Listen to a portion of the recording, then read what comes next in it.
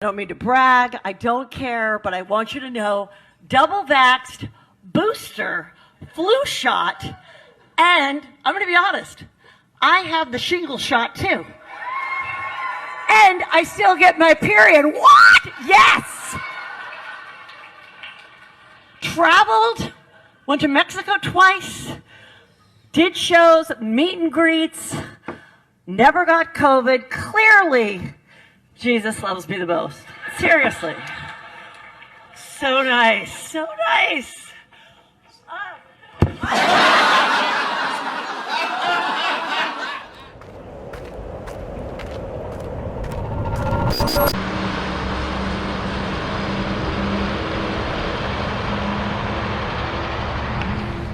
This is Dan Dicks here reporting for Press for Truth, and the clip that you just saw, ladies and gentlemen, was actually not a part of the act. That was Heather McDonald, a comedian who fainted and collapsed on stage immediately after making fun of anti-vaxxers and essentially bragging about her vaccine status, saying the Lord is on her side. Well, that unfortunately was followed up with her fainting on stage and fracturing her skull. So today we're going to take a quick look at what people are saying actually what happened there. We're also going to take a look at this jerry can revolution. You know, isn't it funny when you tell Canadians they can't do something, they always respond in very clever and creative ways. We're also going to look at this. Diane Dean, she's an Ottawa City Councillor who recently just went on the news saying that the Ottawa protesters are having an insurrection, saying it's right out of the so-called Trump playbook. We're also going to look at agent provocateurs being exposed yet again, trying to get protesters in Ottawa to engage in this so-called insurrection. And finally, as you can tell by the title of this video, we're also going to look at this. Children's aid now involved. Police stoop to new low by using children as an excuse to demonize and attack the ranks of the truckers. Claim they are worried about the sanitization and noise levels that children are being exposed to. So crazy turn of events, guys. Ottawa Police reaching a new low. We're gonna talk about all of that and much more in this video, guys. But before we do, I'd ask that you check me out at pressfortruth.ca/donate if you appreciate my efforts to continuously bring you this information. That's where you can make a one-time donation with PayPal. You can also contribute some Bitcoin or other cryptocurrencies if you're doing well in that space.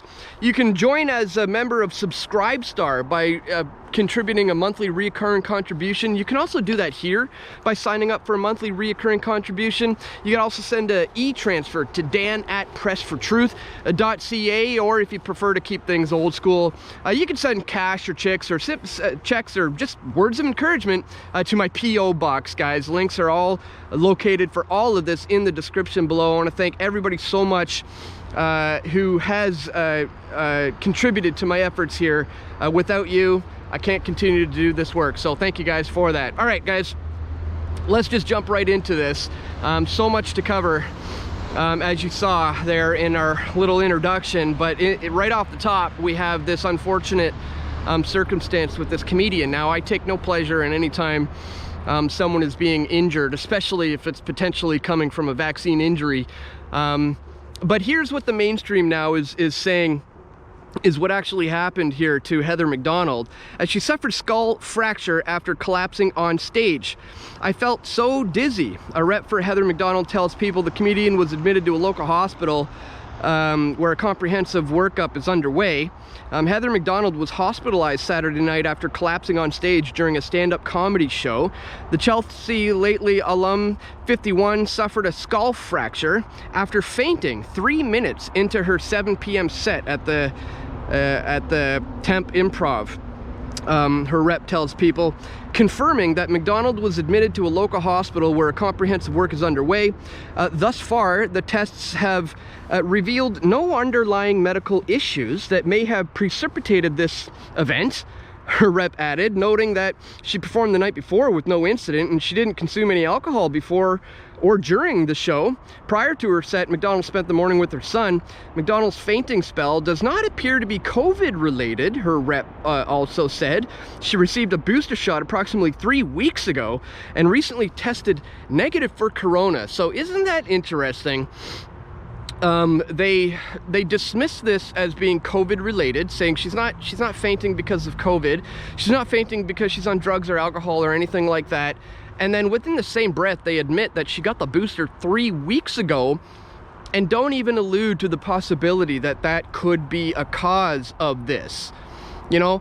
And this is something that is becoming more and more common, you know? I've seen this time and time again over the couple of years of covering this, where, yeah, within a couple of weeks of receiving especially the second or third dose, people suffer from exactly these types of problems, just randomly passing out or fainting.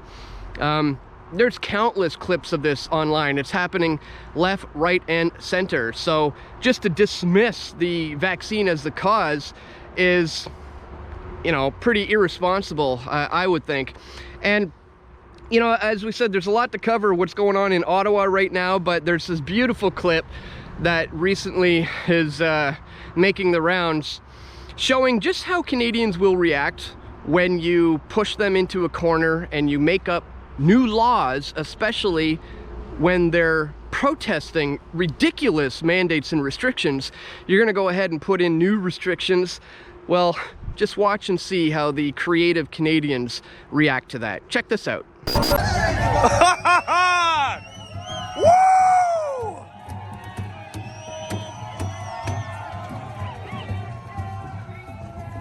Play your next move, Trudeau. You fuckhead.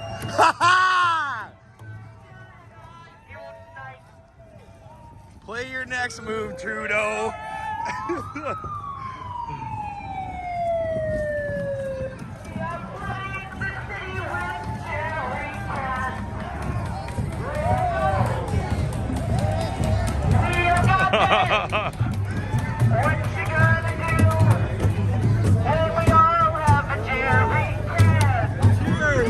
We have a lot of fuel reserves. We are living.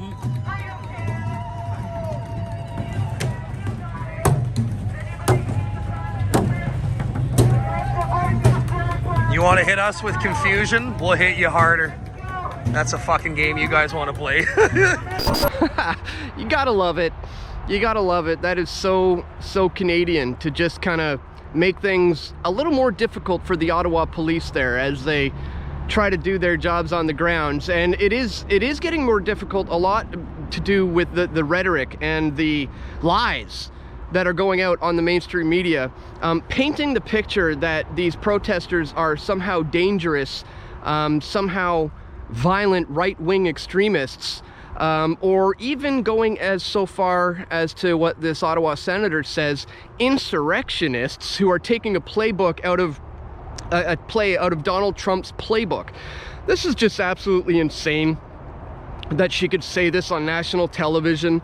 But get a listen to this city councillor in Ottawa here suggesting that this peaceful protest that is going on in Ottawa right now is comparable to an insurrection coming out of the Donald Trump playbook. Check it out. What has become really clear to me through all of this is it's not a target on the city of Ottawa. It's much bigger than that. It's really an insurrection. It's an attack on our democracy. It's an attack on our federal government. It has a lot of international elements to it. The money is flowing from the US. Right. This is right out of the Trump playbook. And I don't think anyone really imagined that was what it was when it started. I mean, this lady is either completely out to lunch and out of touch, or is just blatantly lying on national television, hoping you're not going to do your due diligence, hoping you're not going to look at the information coming from the alternative press as opposed to what's coming out from the mainstream. And you'll realize that it's all lies. They're not violent and aggressive over there. In fact, time and time again, we're finding out that it's agent provocateurs. It's agents of the state, undercover police officers who are actually the ones going around there trying to get protesters to engage in illegal activity. And that was just caught on camera as some of the protesters noticed one guy going around with a microphone hidden under his scarf as he tried to incite others to engage in acts of violence and to join him in the overthrow of Parliament and to get the insurrection going. These protesters saw this guy for what he was, an agent provocateur, and they called him out. Here's the clip, guys. Check it out. You chilling? Chilling? Feeling like a villain, bro. Oh, hey, yo, did I talk to you yesterday? Yeah, you did. Yeah, you want to say something again? What else am I gonna say? We're expecting, we just caught a narc, Yeah? or a Fed. He was trying to get us to overrun the Parliament. Really? Yeah, so we told him to fuck off. Yeah. Yeah, and we... Get him on camera. Huh? Get him on camera. We did. We Yeah? got a picture of him. You want to show him? Oh, yeah. Let me fucking show the whole world what he looks like. Yeah, we got people watching, man. I got it. I sent it to your phone. Take a look at these trucks, guys. Love it, man. Alrighty. Are some of them here in Ottawa? Yeah. Alright, boys, this is the guy that you guys have to watch out for. He's a fucking Fed. Hold on, let me get the zoom. There you go, guys. He'll try to get you guys to fucking overrun the government and shit and blah blah. He'll try and say anything that he can. He has a fucking microphone in his scarf that I've seen. So watch yourself. So he's trying to entrap you. Exactly. He's working with them. We tried to report it to the cops, and the cops didn't even get our information, nothing. They said, okay, no problem, let us get a picture, and that was it. So, careful Hey, out there. don't hurt him, but beware, guys. Listen, Beware. Listen. To all those guys who are thinking we should be doing something worse than just sitting around, let me explain something to you. The reason why we're taking shit slow, and the reason why we're doing everything in peace, is to show the whole world how corrupt this government really is. Yeah. They tried to fuck us with the news, didn't succeed. They tried to fuck us with the feds, it didn't succeed. The more and more time goes on, the more and more they're digging their own fucking ground, digging their own ground. Yeah. So far everybody saw that this place was peaceful. It's going to continue to be peaceful. Yeah. The reason why is because these guys are going to keep trying to do some dumb shit, and the whole world's going to see how fucking corrupt these guys really are. Yeah. So, Amen, man. That's what we're trying to stop. God bless. So that's the kind of stuff that we're dealing with there on the grounds, and kudos to those protesters who recognized the agent provocateur for what he was, trying to incite others to engage in illegal activity. This is something that I warned about before this thing even kicked off, that there would be agent provocateurs attempting to get others to engage in criminal activity in order to fully delegitimize the entire crowd. And it's quite remarkable that really all they needed was a swastika flag and a Confederate flag, and that seems to have been enough for the mainstream media to pounce on that, and for the minds of the masses, the Canadian masses, to have been made up that, yeah, this is potentially dangerous. Well, as we've shown you time and time again, guys, all the danger is coming at the hands of the state. And, you know, now they're trying to say that these truckers are irresponsible to their children. Well, you just took away all their fuel. You're leaving them in a situation that is potentially going to make it very cold for their children, and now you're going to come to the table saying it's time to get children aid involved. This is a whole new low, ladies and gentlemen, for the Ottawa Police as they try to switch up their tactics and try to figure out another way to shut this thing down. Look at this clip here where they're talking about how they have concerns now for the children of the truckers, and children's aid is now involved. As we see here, children's aid now involved. Police stoop to new low by using children as an excuse to demonize and attack the ranks of the truckers, claim they're worried about the sanitization and noise levels that the children are being exposed to. Here's the clip. Almost 25% of the 418 trucks encamped in our city have children living in them. Children who could be at risk during a police operation. We're working with the Children's Aid Society to ensure their welfare and safety. It's something that greatly concerns us, from the risk of carbon monoxide and fumes, the noise levels that would access to sanitation. So, just when you thought it couldn't be getting any worse, they're going to claim that these are unfit parents for bringing their children to this protest, when we all know over the past 2 years the finger of blame is to be pointed at the government. That who is responsible for the destruction of the economy, for destroying the small and medium-sized businesses, mom and pop shops. It's because of the government that we've seen suicide rates in young people going up, alcoholism in young people going up, depression going up. It has nothing to do with COVID-1984 and everything to do with the mandates, the restrictions, and the overreaction from the government.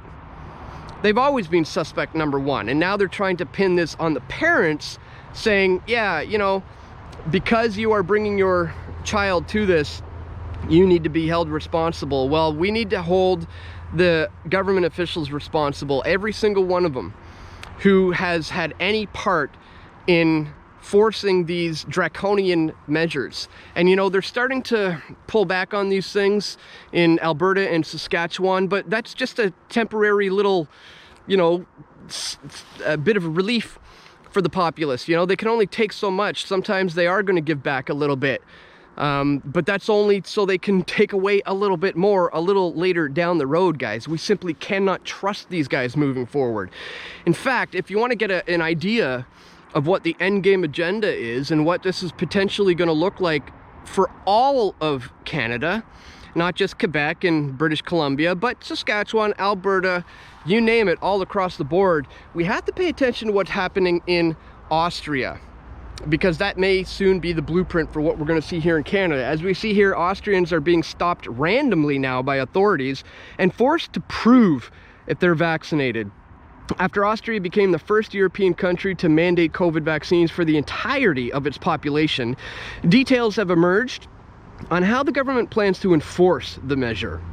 Reports note that citizens will be stopped randomly in the street and pulled over in their vehicles and forced to comply with the vaccine status checks by the authorities. If, heaven forbid, a person is found to be unvaccinated, they'll be fined on the spot, with the penalty increasing for each violation. Goes on here to say the first offense is going to mean a fine of 600 euros. That's about $687 fine, with subsequent violations reaching up to $3,890. The Austrian government will check citizens' vaccination status against their vaccine registry. Anyone found not to have 2 vaccines plus a booster will be punished accordingly. So not just, you know, 2 vaccines, but if you don't even have the booster, you will be punished accordingly, as it says. And they already have 90-day expirations on the boosters, so you may be in the green, you know, allowed to access society because you've done the things they've asked you to do. You've gotten the double jabs and the booster, but then all of a sudden after 90 days it expires and your green check mark turns into a red X, and all of a sudden you're no longer allowed into the, you know, sporting event that you bought tickets for or whatever, and you're going to be forced to get that 3rd, 4th, 5th, 6th jab, booster shots for life essentially. And they're starting to clamp down on people who are against this. Says the development confirms previous reports that the Austrian government will hire people to hunt down vaccine refusers. Indeed, this is merely an official confirmation of what has already been happening in the country after the government placed the unvaccinated under an unprecedented lockdown. Footage has emerged showing the police patrolling shops and highways, checking people's vaccine statuses. And here's all the videos of that happening. Days after imposing the lockdown on the unvaccinated, Austria hit a new COVID case record. Isn't that remarkable? Cases continuously going up. That's because the vaccinated are still contracting COVID. Everybody knows this already, but this doesn't stop the authoritarian regimes from doubling down on their people. It's absolute madness. In addition, the Austrian government has shortened the period in which vaccinations remain valid, meaning citizens are required to receive their next dose 90 days earlier than previously. Schengen Visa Info News reports from February 1st, 2022, 2-dose vaccinations are only valid for 180 days in Austria. with an exception of 10 days for anyone under 18 years old. However, for entering the 270 days to remain in place, the booster vaccination is valid for 270 days in both scenarios, the Austrian authorities explain. The government has put a sunset on the law for January of 2024, meaning Austrians could face at least another 2 years of COVID tyranny. As we previously reported, an amendment to the law could also see those who refuse to pay the fines for being unvaccinated imprisoned. The amendment also orders people who are jailed to pay for their own imprisonment. If detention is carried out by the courts, the associated costs will be recovered by the courts from the obligated party in accordance with the provisions existing for the recovery of the costs of enforcing judicial penalties. No one will be forcefully brought to a vaccination center to get jabbed against their will, although rest assured they will be forcefully placed behind bars if they continue to refuse. It remains to be seen whether other European countries will follow suit. Several countries have begun to scrap restrictions, including vaccine passports. However, the EU wants to keep the passes in place for another entire year. Again, in Austria, they're now looking at this going on indefinitely all the way up to 2024, and you know Justin Trudeau has ordered enough boosters for Canadians to run right on up into 2024, 2025. Millions and millions and millions of doses are on hand and ready, because this agenda is not about to slow down. This agenda for control is accelerating. And just because it looks like there's a few provinces and a few countries kind of pushing back against this doesn't mean the powers that ought not to be aren't going to continue to clamp down even harder. Just like what we're seeing in Ottawa. You know, I recently said here on Twitter, that sure did go from fringe minority to state of emergency really quickly, didn't it? You know, and I hope people are going to recognize what's going on. But in order to do that, they're going to have to turn their TVs off. They're going to have to turn the radios off. They're going to have to crumple up those newspapers. They're going to have to just stop subjecting themselves to the propaganda. And I hope that's possible, that we can get to a point where Canadians are going to realize they're being manipulated and lied to the point where they're just going to turn their TVs off, maybe even throw them out, cancel their cable. But furthermore, we need to support the independent alternative press who is continuously countering the narrative, showing you the things you're not going to see from the mainstream, and essentially undoing all the propaganda that they are doing on the minds of the masses. So that's something I've been focusing on here, well, for a couple of decades now, but ever since I started Press for Truth in 2006, that's been the goal here, is to raise awareness about these issues, to break free from the mainstream narrative that we're constantly being bombarded with, the propaganda, and to bring you the truth of what's happening in the world, guys. The truth of what's happening on the grounds in Ottawa, on the grounds here in Vancouver, and what's not happening, as you can see from the lies coming from the mainstream media. So that's my goal, guys. I'm going to continue to expose this stuff for what it is. If that's something you appreciate, please don't forget to click that thumbs up button and share this video. We really need your help with getting this information out there. I'm still being heavily shadow banned on various social media sites, but with your help, that won't really matter as we continue to share and spread the information. And also, don't forget to check me out at pressfortruth.ca/donate. Once again, if you do appreciate my efforts to continuously bring you this information, again, that's where you can sign up as a member, or you can do a one-time donation. Again, anything that you can contribute is greatly appreciated, guys, as I'm not about to slow down in this COVID-1984 nightmare anytime soon. So if that's something you appreciate, guys, once again, please click that thumbs up button, share this video with your friends and your family who you feel need to see this the most, and stay tuned. We're going to have more video reports coming very soon. This is Dan Dicks reporting for Press for Truth. We all want truth.